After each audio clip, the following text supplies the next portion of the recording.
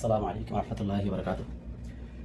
সুপ্রিয় দর্শক শ্রোতা ভাই বন্ধুগণ, আশা করি যে যেখানে আছেন ভালো আছেন, সুস্থ আছেন, নিরাপদে আছেন এবং আমার প্রাণের প্রিয় কলিজার প্রবাসী ভাই ও বোনেরা,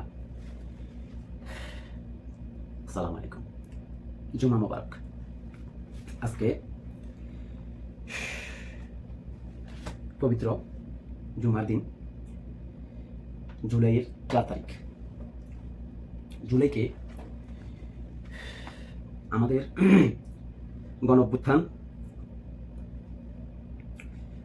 তথা কোটা আন্দোলন থেকে শুরু করে যারা গণ অভ্যুত্থান, কোটা আন্দোলন গণ অভ্যুত্থানের রূপ নেয়ার মাধ্যমে যে স্বৈরাচার সরকারের পতনের মধ্য দিয়ে যে নতুন বাংলাদেশের জন্ম হয়েছে, আমি সকল জুলাই যোদ্ধাদেরকে জানাই অভিনন্দন এবং সাদর সম্ভাষণ এবং জুলাই শহীদদের আত্মার মাগফিরাত কামনা করি, তথাপি বিনম্র শ্রদ্ধা জ্ঞাপন করি। আমাদের এই জুলাই অভ্যুত্থানের মাধ্যমে কোটা আন্দোলনটা আমার আন্দোলন। তো কোটার জন্য আজকে আমি প্রবাসী। সরকারি চাকরি বয়সসীমা বৃদ্ধি, সেটা আমার আন্দোলন, সেটা আমার দাবি। তো তথাপি একজন দেশের সচেতন নাগরিক হিসেবে আমি আমার ছাত্রছাত্রী ভাই বোনদের সাথে সংহতি এবং সহমত এবং ঐক্যমত পোষণ করে ভিডিও বার্তা, কমেন্ট, পোস্ট, শেয়ারের মাধ্যমে এই সুদূর প্রবাস থেকে আমার মতো অনেকেই জুলাই অভ্যুত্থানের যোদ্ধা, জুলাই অভ্যুত্থানের সঙ্গী, জুলাই অভ্যুত্থানের সমর্থক, জুলাই অভ্যুত্থানের সহযোদ্ধা। তো আমি একজন সাদামাটা মনের একজন বাংলাদেশি বাঙালি নাগরিক মানুষ। আমি যখন রবীন্দ্রনাথের বাংলাদেশ ধর্মী কবিতা গান শুনি, গর্ববোধ হয়, মনটা ভরে যায়। কাজী নজরুল ইসলাম, আমাদের কথা সাহিত্যিক হুমায়ুন আহমেদ, শামসুর রহমান, এভাবে যারা বাংলাদেশের বঙ্কিমচন্দ্র হইতে শুরু করে জগদীশচন্দ্র বসু, আমাদের যারা কবি সাহিত্যিক তথা দার্শনিক গুণী ব্যক্তিবর্গ যারা আছেন, তারা যখন দেশ নিয়ে কবিতা সঙ্গীত রচনা করেন, গল্প উপন্যাস রচনা করেন, সেখানে বাংলাদেশের প্রশংসা তথা গুণকীর্তন তথা ভবিষ্যৎবাণী গুলো দেখলে মনটা গর্বে ভরে ওঠে। কিন্তু বাস্তবিক প্রেক্ষাপট চিন্তা করলে লজ্জায় মাথা হেঁট হয়ে যায়, মুখ লুকিয়ে রাখার উপক্রম হয়। আমি একজন স্বতন্ত্র ব্যক্তি, আমার কথা যদি কারো কথার সাথে, কারো জীবনের সাথে মিলে যায়, এটার অর্থ এই নয় যে আমি তার পদাঙ্ক অনুসরণ করি। আমি মুসলিম, আলহামদুলিল্লাহ। আমি বাংলাদেশি, বাঙালি, আলহামদুলিল্লাহ। তবে অত্যন্ত দুঃখ ভারাক্রান্ত হৃদয় নিয়ে আজকে জুমার নামাজ পড়ে জুমার দিনে আপনাদের সামনে আমি হাজির হয়েছি। আগেও আমি এই কবিতাটা ব্যাখ্যা করার চেষ্টা করছি।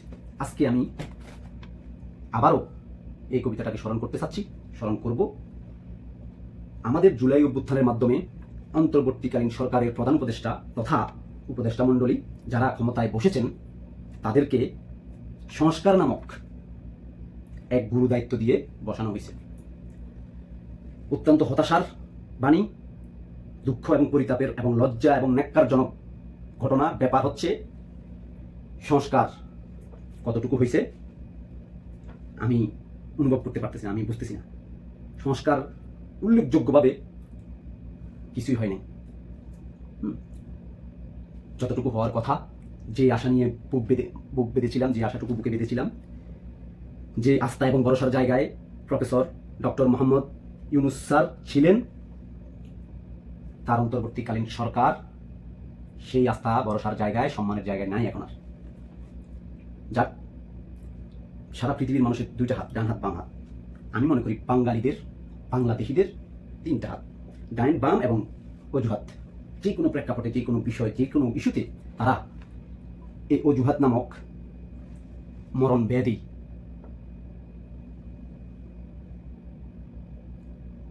লজ্জাজনক বিষয় ব্যাপার অনুসরণ করে, লালন করে। তো আমি ক্ষুদ্র একজন নাগরিক বাংলাদেশের, 18-20 কোটি মানুষের মধ্যে আমি একজন। তো আমার মতো অথবা আশিক চৌধুরী অথবা যারা কবি সাহিত্যিক, দেশপ্রেমিক, সচেতন, বিবেকবান নাগরিক সিটিজেন বাংলাদেশের আছেন, তাদেরকে আমি সশ্রদ্ধ চিত্তে সম্মান জানাচ্ছি, স্মরণ করতেছি এবং তাদের প্রতি আমার উদাত্ত আহ্বান, দয়া করে আমার দেশমাতৃকা গণপ্রজাতন্ত্রী বাংলাদেশ সরকার, গণপ্রজাতন্ত্রী বাংলাদেশ সোনার বাংলাটাকে এই মরণ ব্যাধি, ক্যান্সারের মতো, এইডসের মতো, আরও করোনার মতো ভাইরাসেও আক্রান্ত করে ফেলেছে। দয়া করে অ্যান্টিভাইরাস দিয়ে হোক, উন্নত মানের ডক্টর দিয়ে হোক, আইসিইউতে নিয়ে হোক, আপনাদের সকলকে আমি সবিনয় উদাত্ত আহ্বান এবং অনুরোধ জানাচ্ছি, আমার দেশটাকে বাঁচান, আমার দেশটাকে সুচিকিৎসা দেন। যাক, আমি বাংলাদেশের নাগরিক হয়ে, আইন বিভাগের একজন ছাত্র হয়ে 50-55 ডিগ্রি, দেখেন রুমের ভিতরে গামাচ্ছি, 50-55 ডিগ্রি তাপমাত্রা দেশে এসে আমাকে লেবারি করতে হয়, আমাকে কামলা কাটতে হয়, আমাকে এভাবে কঠিন পরিশ্রম করে, কঠিন প্রতিকূল পরিবেশ মোকাবেলা করে টিকে থাকতে হয়।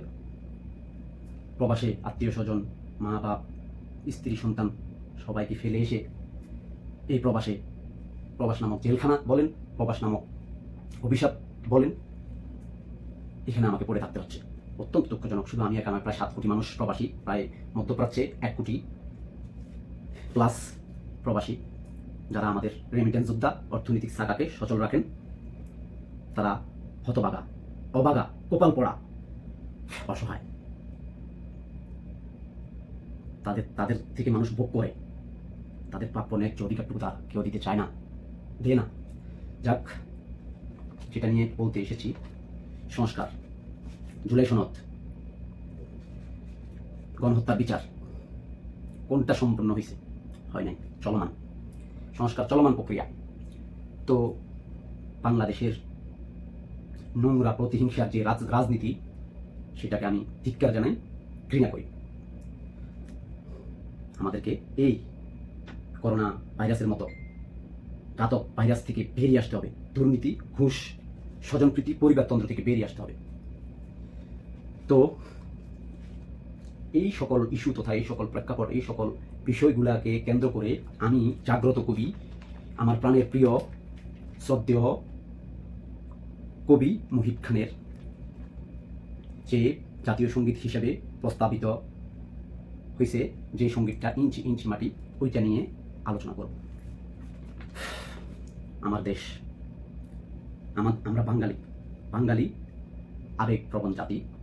সেই জন্য আমাদের এই আবেগকে পুঁজি করে, আবেগ ইমোশনটাকে ব্যবহার করে কেউ ধর্ম ব্যবসা করতেছে, কেউ রাজনীতি ব্যবসা করতেছে। তো আমাদের আবেগ নিয়ে চিনিমিনি খেলতেছে, আমরাই আমাদের শত্রু। তো সেই জন্য এই সঙ্গীতটা খুবই ইম্পর্টেন্ট। ইঞ্চি ইঞ্চি মাটি, জাগ্রত কবি মুহিব খান। ইঞ্চি ইঞ্চি মাটি সোনার চাইতে খাটি, নগদ রক্ত দিয়ে কেনা, শত্রু বা হানাদার একটি কণাও তার কেড়ে নিতে কেউ পারবে না। রঙের তুলিতে আঁকা, সবুজের ছায়া ডাকা, সুজলা সুপলা পরিপাটি। বুঝতে হবে প্রতিটি কথা খুবই তাৎপর্যপূর্ণ, প্রতিটি লাইন খুবই তাৎপর্যপূর্ণ। তো আমরা 8, 9, 10-এ ইন্টারে পড়ছিলাম ব্যাখ্যা, সারমর্ম, সারাংশ। তো হুজুকে বাঙালি হওয়া যাবে না। সারা পৃথিবী আপডেট হচ্ছে, এখন সারা পৃথিবী এআই নিয়ন্ত্রণ করতেছে, টেকনোলজি, ইনফরমেশন অ্যান্ড টেকনোলজি নিয়ন্ত্রণ করতেছে। তথ্য দিয়ে যুদ্ধ চলবে এখন, টাকা অস্ত্র দিয়ে কোনো লাভ নেই।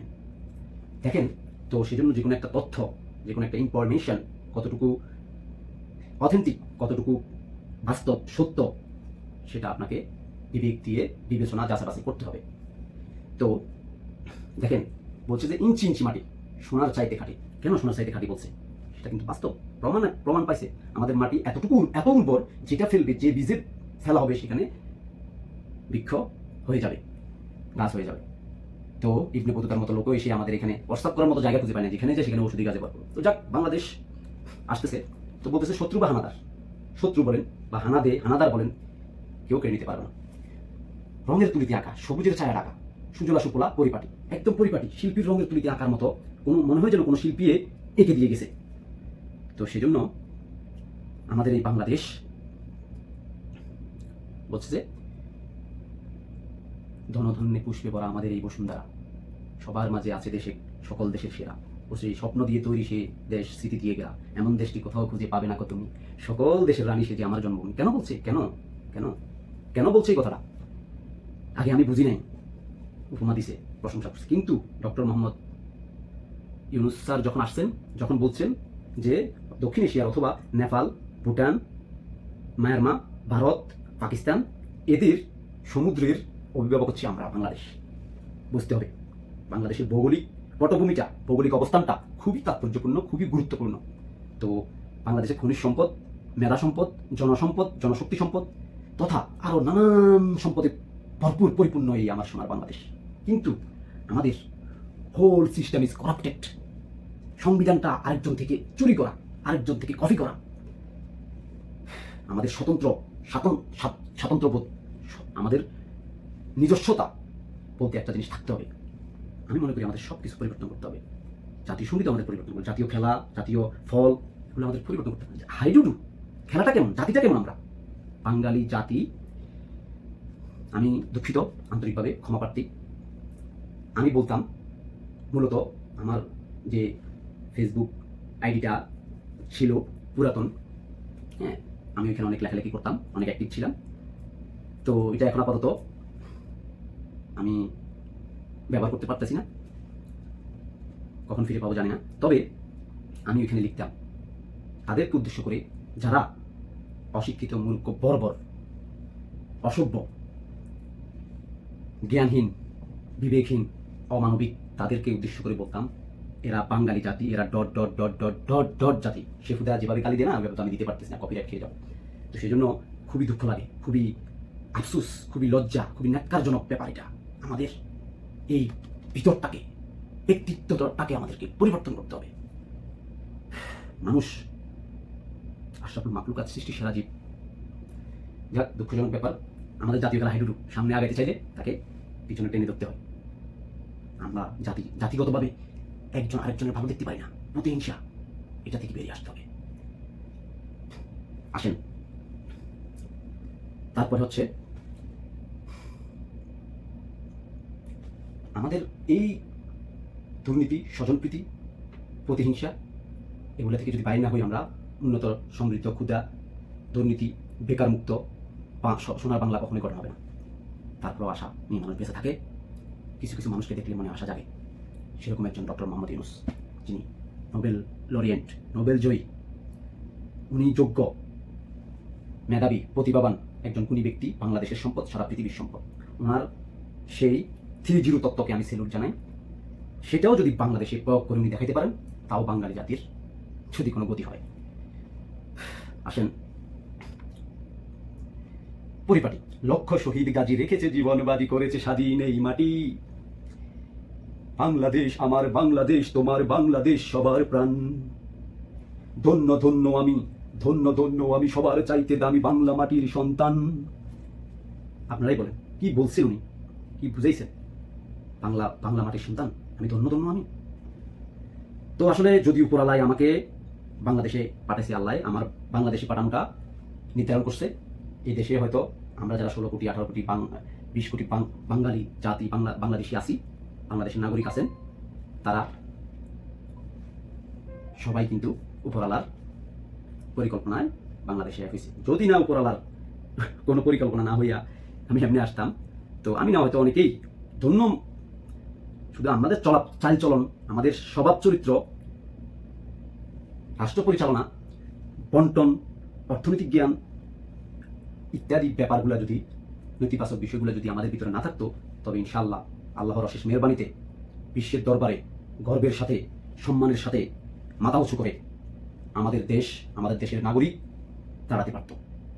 সত্যি তখন ধন্যই হইতাম আমরা। এখন ধন্য হইতে লজ্জা লাগে ধন্য এই কথাটা বলতে।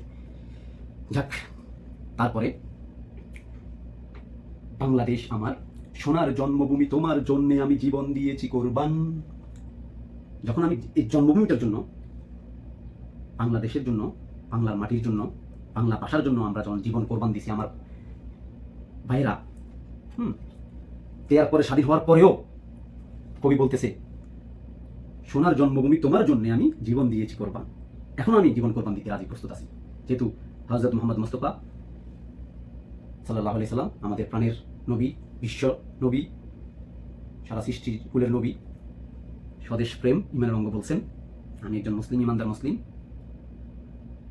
নাগরিক, আল্লাহর বান্দা। সেই হিসাবে আমি দেশের জন্য সব কিছু করতে প্রস্তুত, সব আমার সাধ্য মতো। জীবন কোরবান দিতে হলে দেব, তবে বাংলাদেশের মানুষের, বাংলাদেশের এই মাটির মুক্তি, উন্নতি হইতে হবে। আবার এই কোরবান দেওয়ার পরেও বলতেছে আবারও ইরানের মতো র র আমাদের দেশে যেরকম ঢুকছে, চারদিকে দুশ্মন, ভেঙো না মন, সাহস জমিয়ে রাখো বুকে। চারদিকে দুশ্মন, ভেঙো না মন, সাহস জমিয়ে রাখো বুকে। এই যে আমরা মুসলমান, ইমান জিন্দা করে জিহাদের হুঙ্কারে পরাজিত করো শত্রুকে। শত্রুকে পরাজিত করতে হবে। আমাদের যেটা ন্যায্য হিস্সা, সেটা আমাদেরকে ছিনিয়ে নিতে হবে। সংবিধান কর্তৃক একজন নাগরিক হিসেবে আমার যে অধিকার, সেটা আমাকে রাষ্ট্র দিতে হবে। সবাইকে সচেতন হতে হবে। হুজুকে বাঙালি হওয়া যাবে না, প্রতিহিংসা পরায়ণ হওয়া যাবে না। শত্রুকে পরাজিত করতে বলছে। আসেন, আবার বলতেছে চারদিকে গাদ্দার, বিন্দেশি তাবেদার, সজাগ দৃষ্টি রাখো সবে। সজাগ দৃষ্টি রাখতে হবে।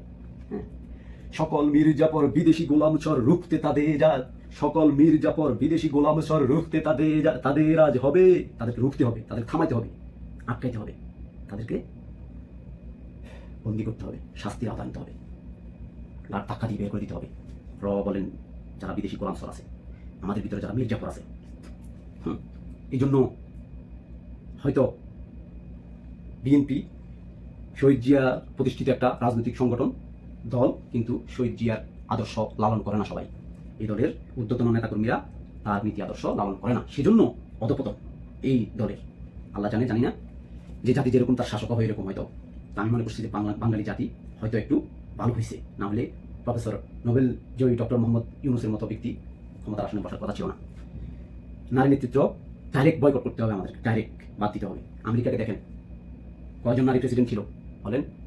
নারী নেতৃত্ব আমাদেরকে ফিসিয়ে আছে, সেটা থেকে বেরিয়ে আসতে হবে। আচ্ছা যাক, আসেন, রুখতে হবে তাদের। শান্ত মাটির নিচে এখনো ঘুমিয়ে আছে অগণিত সাধু আউলিয়া।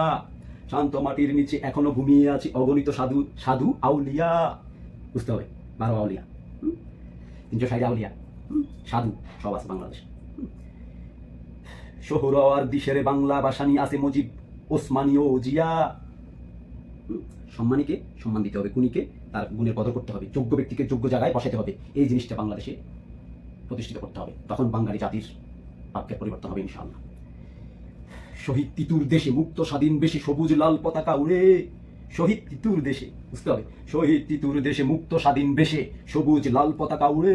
সময়ে ঝড়ের বেগে, সমরে ঝড়ের বেগে চেতনা উঠবে জেগে, জাগ্রত কুটি অন্তরে। সময়ে ঝড়ের বেগে চেতনা উঠবে জেগে, জাগ্রত কুটি অন্তরে। যেমন উঠেছিল জুলাই অভ্যুত্থানে। বাংলাদেশ আমার বাংলাদেশ, তোমার বাংলাদেশ খোদার দান। ধন্য আমি সবার চাইতে দামি বাংলা মাটির সন্তান। বাংলাদেশ আমার বাংলাদেশ, তোমার বাংলাদেশ অম্লান। বুকের রক্ত ঢেলে রেখেছি সবাই মিলে মাতৃভাষার সম্মান। সালাম রফিক, শফিক, বরকত, শফিউর মাতৃভাষার জন্য রক্ত ঢেলে দিছে।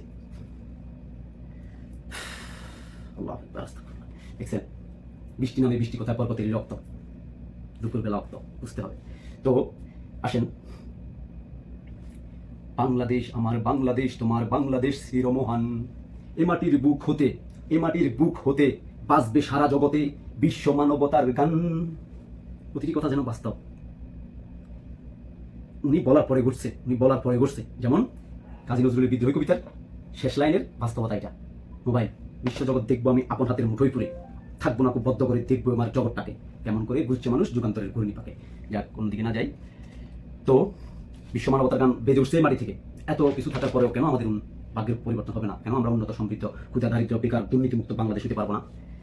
অনেক দামের দেশ, অনেক দামের দেশ, রক্ত ঘামের দেশ, অনেক দামের দেশ, রক্ত ঘামের দেশ, মায়ার বাঁধন বড় বেশি। হিন্দু, মুসলমান, বৌদ্ধ বা খ্রিস্টান, বাঙালি, পাহাড়ি, এক দেশি সম্প্রদায় সামনের গান গাইতেছে। তাহলে দেখেন, অনেক দামের দেশ, রক্ত ঘামের দেশ, মায়ার বাঁধন বড় বেশি। এই যে মায়ার বাঁধন, যে আমরা যে আবেগ পরায়ণ, ইমোশনাল, সেটাকে নিয়ে মানুষ ব্যবসা করে, সেটাকে পুঁজি করে মানুষ দুর্নীতি করে। যাক, আল্লাহ হেদায়েত করো। তো কেন তবে সংঘাত? কেন তবে সংঘাত? কেন কিসের বিবাদ? বাই বাই রাখো হাতে হাতে। কেন তবে সংঘাত? কেন কিসের বিবাদ?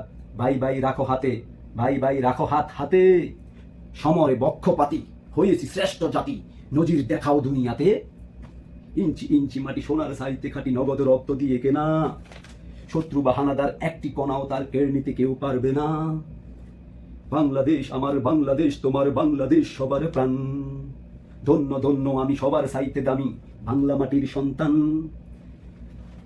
আমরা বাংলা মাটির সন্তান হয়ে কিভাবে হাজার হাজার লক্ষ কোটি টাকা আমরা পাচার করে দিতে পারি? দেশের মেহনতি মানুষের, অসহায়, গরিব, দরিদ্র, খেটে খাওয়া মানুষের হক কিভাবে আমি মানি লন্ডারিং করতে পারি? কিভাবে আমি আত্মসাৎ করতে পারি? কিভাবে আমি লুটপাট করতে পারি? কোথায় পাবো এটার বিচার? কোথায়? We want justice, we want justice. আমরা ন্যায্য হিস্সা, আমাদের ন্যায্য অধিকার চাই। সকল প্রবাসী, সকল বাঙালি, সকল বাংলাদেশি নাগরিকের পক্ষ থেকে আমি বলতেছি, সংবিধান থেকে শুরু করে, জাতীয় খেলা থেকে শুরু করে, জাতীয় সঙ্গীত পর্যন্ত, আমাদের তৃণমূল থেকে সংসদ ভবন, গণভবন পর্যন্ত সকল স্তরে স্তরে, পরতে পরতে আমাদেরকে সংস্কার করতে হবে। গ্যাংগ্রিনে ধরে গেছে, পচন ধরে গেছে, ক্যান্সারে ধরে গেছে, ভাইরাসে ধরে গেছে। এগুলাকে সঠিক তদারকি, সঠিক ম্যানেজমেন্ট, সঠিক বন্দোবস্ত, সঠিক বন্টন, সঠিক চিকিৎসা এবং রক্ষণাবেক্ষণ করা অত্যন্ত জরুরি। তো আমি বেশি কিছু বলতে চাই না। আমার ভাব, মতামত আমি প্রকাশ করলাম। আর কাকে বলবো? কোথায় বলবো? কে শুনবে আমাদের কথা?